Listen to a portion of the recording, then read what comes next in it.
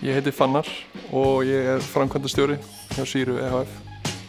Við byrjuðum, ég og Kristján, meðstofnandi og eigandi. Við erum búin að vera bestu vinir í langa tíma og erum miklir matáhugamenn. Hann er kokkur, vorum svolítið að elda saman og við vissum að við vorum báðir að gera kimchi í sitt hvoru horninu og ákváðum þá einu svona að gera bara eina stóra lótu saman af því að þetta hefur langa líftíma og gáum vinum okkar og fólk hélt áfram að koma til okkar og vilja kaupa á okkur. Þegar þetta fór að þróast út í það, þá ákváðum við að stofna bara fyrirtæki í kringum það í staðinn fyrir að vera að selja súrkál á svörtum markaði.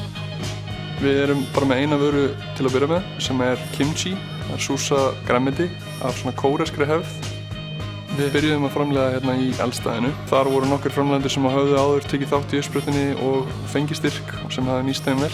Þannig að við ákváðum bara að slá til og fengum þennan styrk í fyrstu umsókn. Hann nýtist okkur bara afskaplega vel af því að það er mikill starfskostnaður sem fylgir í að byrja í svona bransa. Það var bara frábær stökkpallur fyrir okkur.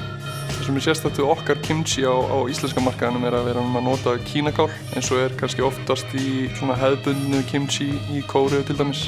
Við erum að sjá núna að það er verið að taka vel í þetta þannig að þetta er bara hægt og rólega að stækka.